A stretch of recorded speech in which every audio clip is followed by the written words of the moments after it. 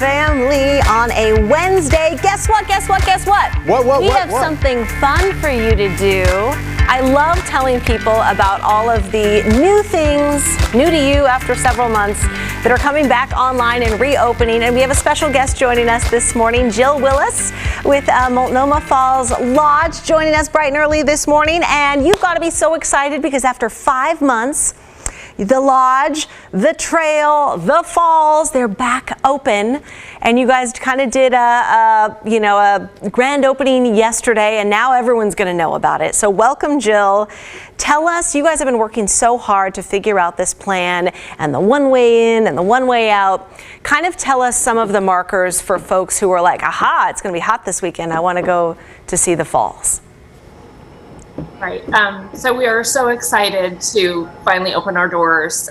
This has been a real long journey for us, and it was right on the heels of that Eagle Creek fire. Mm-hmm. We had just kind of got back on our feet and back to normal, and then we shut down again. And this time for much longer, actually.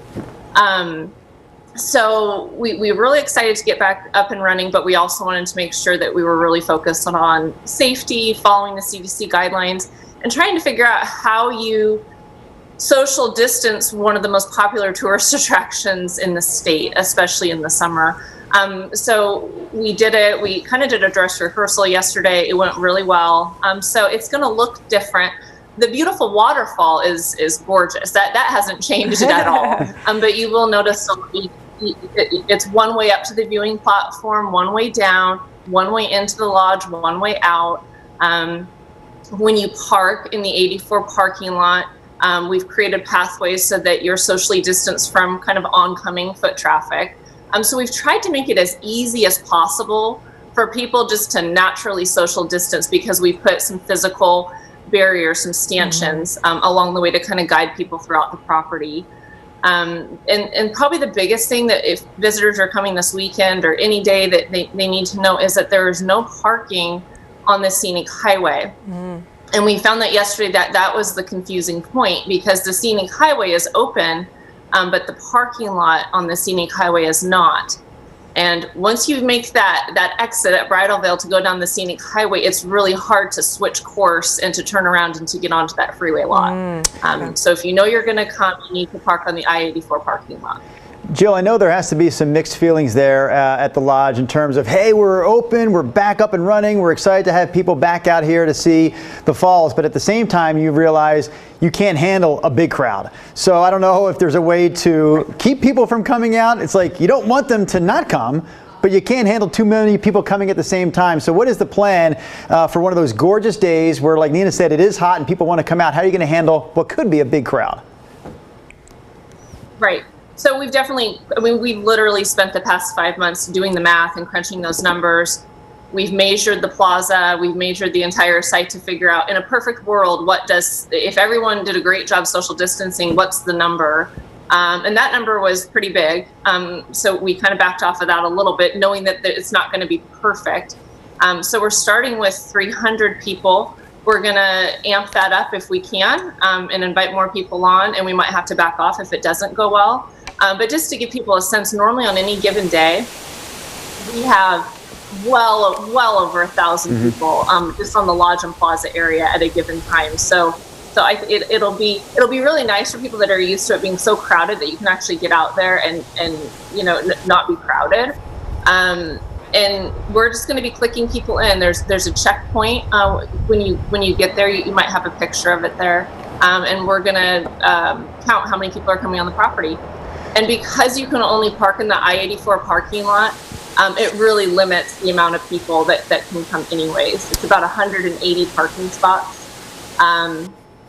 So I think because there's no trail hiking, people aren't going to be staying as long.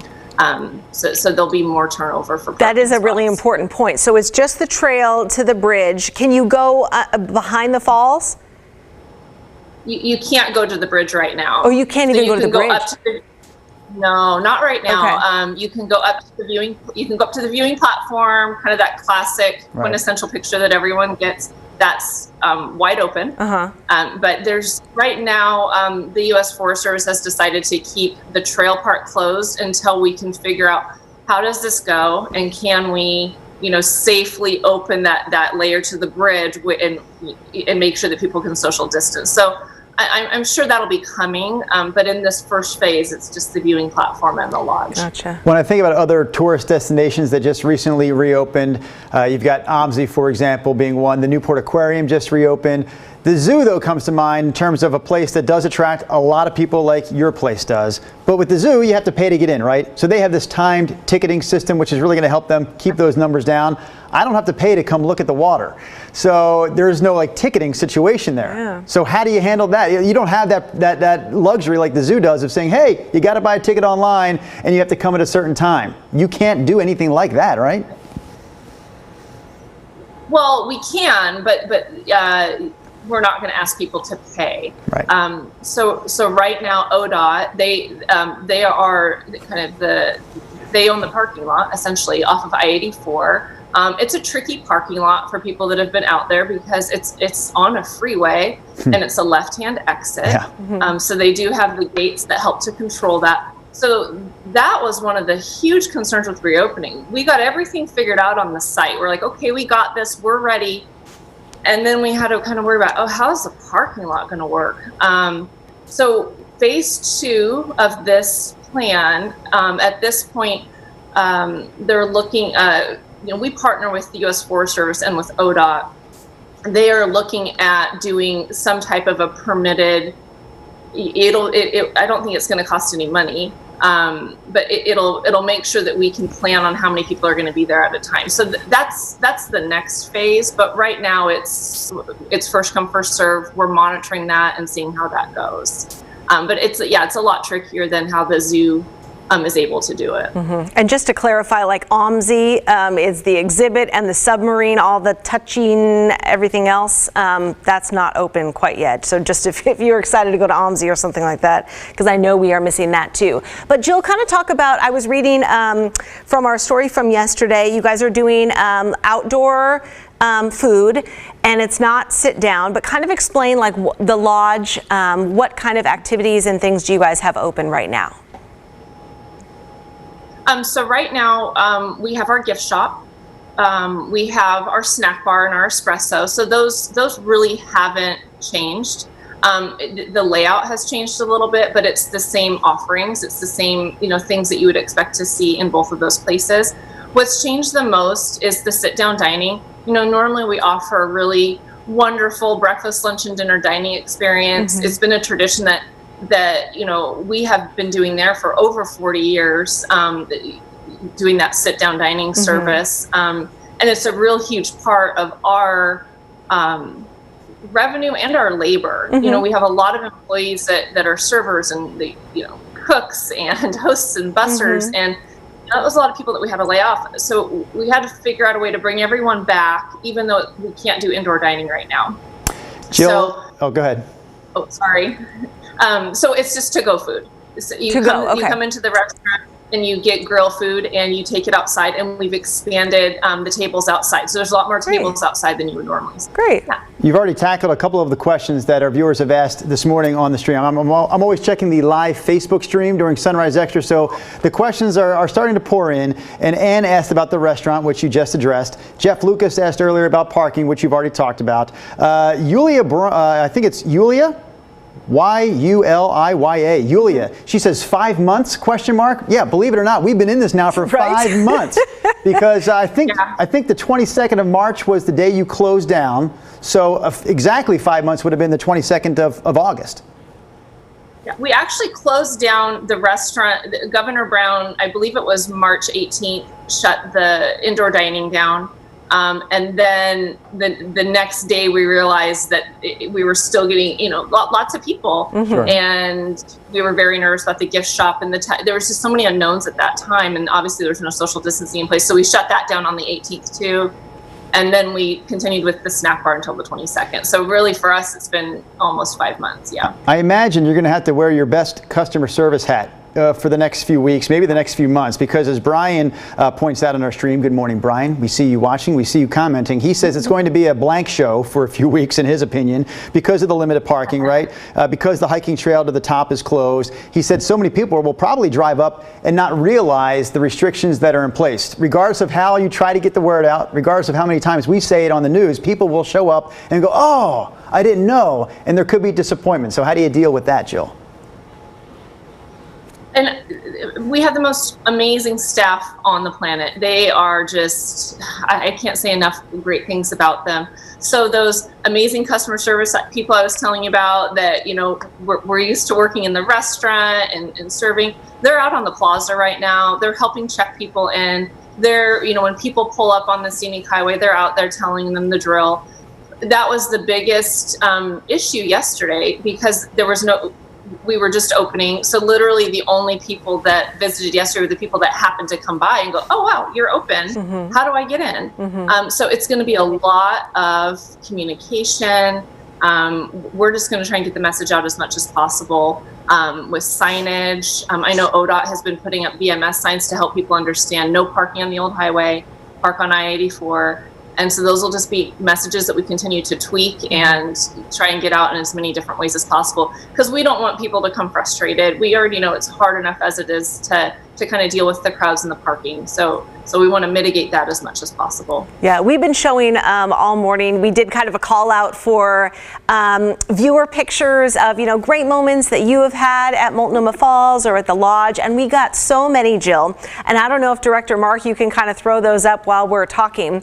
But these are some of the submissions from you guys that you sent in to us. Mm-hmm. So while we're looking at these, obviously, this is such an iconic place in the Northwest. It's in a lot of pictures. You know, a lot of people have been proposed to here and had just wonderful family moments. What are you guys doing about, I mean, I just kind of want to know, actually, through these past 5 months, you know, have people contacted you of like, please, please, please, can I do, you know, a wedding with just me and my partner up there? I mean, how many events and calls have you had to turn down, and what's kind of the plan moving forward with that kind of stuff? Yeah, I mean, unfortunately, we had to refund a lot of weddings. We do a lot of weddings this time of year, and it was just devastating.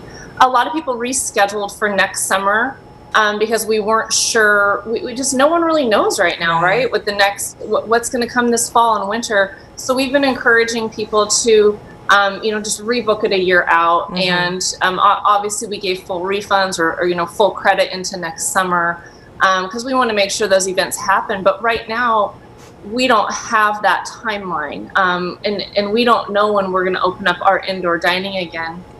And then that will come with, like, when we're able to do that, then we'll be able to do weddings again. And so we've been booking a year out, just so we don't have to turn people down if things don't go well this fall and winter.